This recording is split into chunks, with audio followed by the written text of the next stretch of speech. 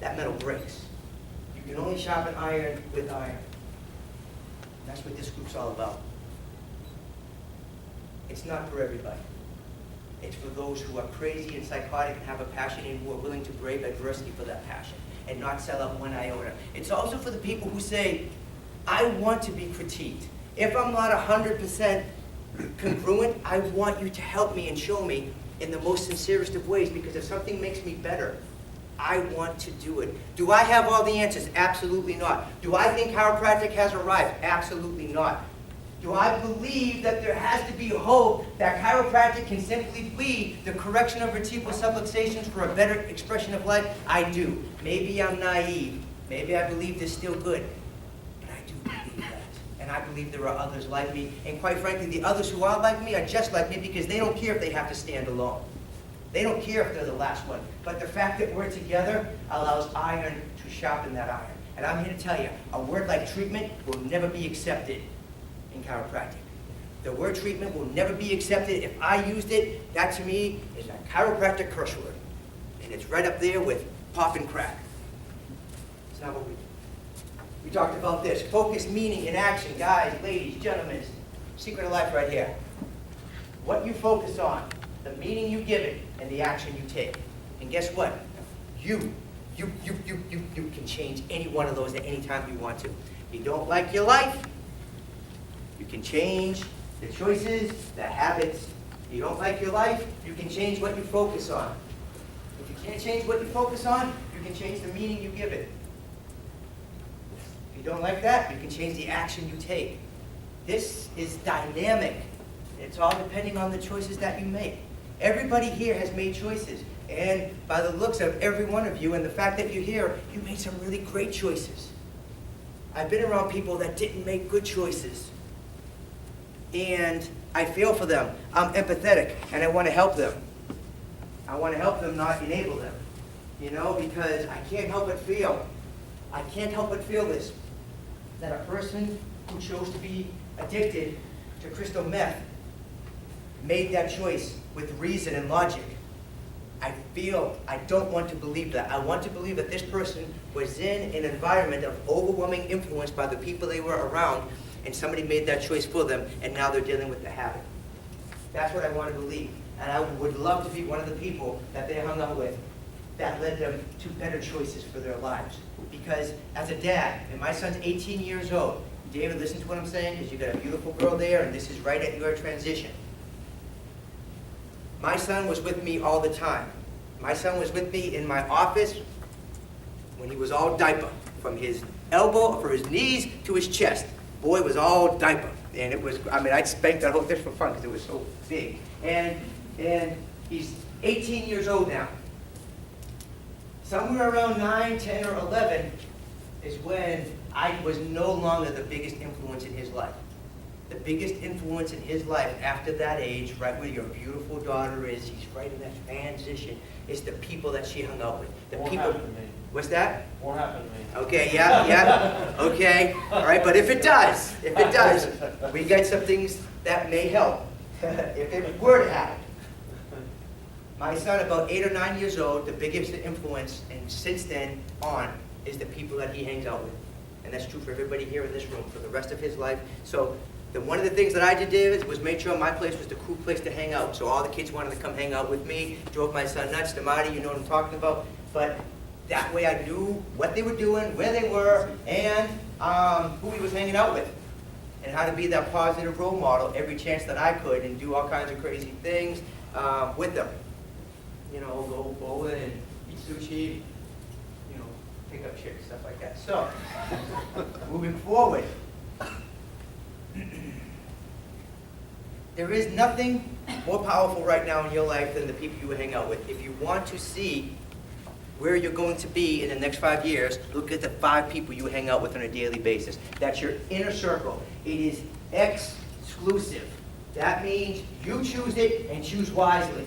If somebody is a pessimist if somebody is negative, if somebody doesn't have a sincere interest or care about my well-being and my growth and improvement, if somebody is threatened by me, if somebody does not like seeing where I'm going, or the financial gains, or the intellectual gains, or if somebody doesn't love to read all the time, they're just not in my closest circle. And that's okay. They don't want to be, because those are the credentials. And you're going to decide the credentials that it takes to be in your inner circle. That's an elite group. And you choose it. Go ahead. I have a question because, okay, so what if one of those persons you're close to is a family member and they're very, very negative? Because I'm kind of different with that, and with my mom, and it's like it's a hard thing. It's super hard. Yeah. It is. I deal that too with my mom and dad. Here's a conversation between me and my dad. And I love my family.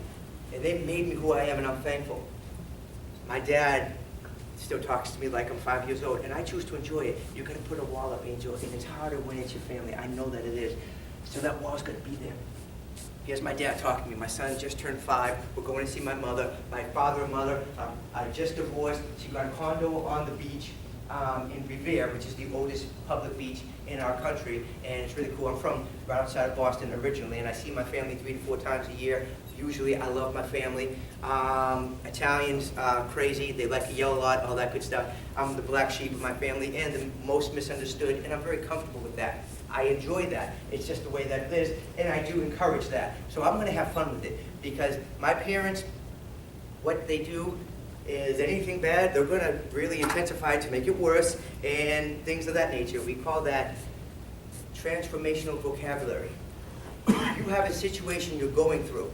How you look at it and the words that you use either make a bad decision less intense or worse, or a good decision less or more intense based on the words. For example, all right, maybe something bad happens, okay? Howie and I were caught in the most horrid of traffic yesterday in Atlanta.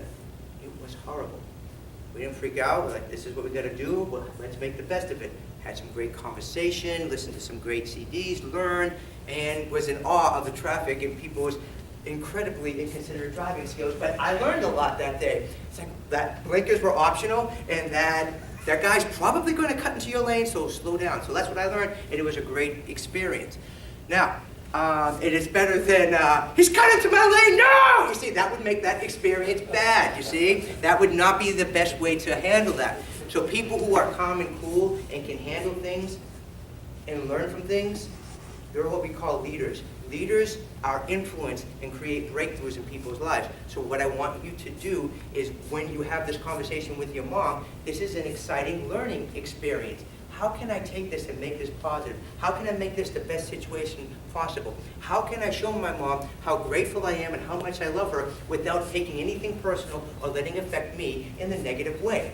So, do I always succeed at this? No, but I always want to try. You see, one thing about great people, they love to try. I would take people that a lot of chiropractors don't want to talk to, don't want to look at, and I'm excited because I want to see if I can reach them and help change the way that they look at chiropractic, or at least look at life at that moment. And I'm excited to do that. And if it doesn't work out and they don't like me, I have the wonderful ability to send them to Howie down the road and let him have a try. And that's exciting, isn't that, when you got 2 people with the same purpose? So now, my son's 5 years old, and I am, how old was I? I am 32. So, I'll be honest with you, at 32 years old, I was speaking around the country. I was talking with everybody about non-therapeutic chiropractic, and I was probably somewhere from my debts and from my other investments, 100 to 150 grand in the hole, most of them credit cards. So I had a lot on me, but my why was really big. See? So now, my dad calls me up. My mother just moved. My dad says, Mark! I go, hey, Dad. Yeah, it's your father. I go, hey, Dad. Listen. I go, yep. You have never listened to me a day in your life. So yeah, Dad, and you know what? Karen and I do what? Your mother just moved into a condo on the beach. Yeah, Dad, I just got off the phone with her. We're excited. I'm going with Nicholas. She's on the 5th floor. I go, yeah, I know. It's going to be great. Do not let Nicholas play near the window. This is great. I'm like, this is awesome. So, I'm not saying this is the right thing to do, but it made me happy. Okay, and sometimes I just want to be happy. Some people say, don't listen to that guy, he'll tell you a story. I'm like, I'll pay $20 to watch a movie. I want to hear the story. So this is one of my stories. I said, why, Dad? What do you mean? Gets real quiet and he says, what do you mean? He could fall out the window! So I'm over there and I'm laughing. I'm like, this is just awesome. So then I stopped laughing for a second. And this is actually a true story. I say, Dad, I just read an article in USA Today, this is true, just like a week before. A kid in New York fell out of a 10-story building. All right, the kid was like 3 years old. Not even a scratch, Dad. We got 5 stories to play with. I think we're good. I don't even know what you're talking about. Okay, look, I gotta go. It's the time. I'll talk to you later. The less you take things personal, the better you're going to be. Your mother, and you love her, she's just not qualified to be in the inside, and that's okay. She raised you. You love her. Have you seen where that special agent? He's up on the roof, and there's the helicopter, and he's fighting out. Yeah. Hey, Ma. Hey, Ma. Oh, yep. Your dad. He heard the squirrels, but he's not calling pest control. He said it's personal. Yeah, Ma. I gotta go right now. She just don't get you. She just don't get you. It's totally okay. But she loves you and she sacrificed for you. And to me, honor and love your family. But they don't have to be in the inner circle if they're not conducive to the bigger picture that's bigger than you and bigger than me. There's a book called The 4 Acknowledgements. You may have heard of it. Get it, read it. It's a great read. Basically 4 things. And one of them, and they're all very important, is do not take anything personal. And keep in mind, it's a journey. It's all about progress. We don't reach perfection, but we strive for it, as well we should. And you're going to be tested. You know, I was talking to this wonderful young lady. I have different friends in my community, entrepreneurs, successful people, and I love social experience. One of my biggest enjoyments outside of my son, my practice, and my training is just meeting with successful people. And I was talking with this wonderful young lady who had just opened up a coffee shop. And I told her, look, the universe is going to test you to make sure you're really serious about this. That's just how it works. And I said, well, the universe is going to work and help me to make things happen. Yes, and sometimes the help that you're going to go through is called growth, and growth is synonymous with suffering and being painful at times. But that's what makes us better. It also makes us very happy, and you need both. You need both. I'm not saying you've got to marry the struggle, but you should enjoy it when it's for the right reason.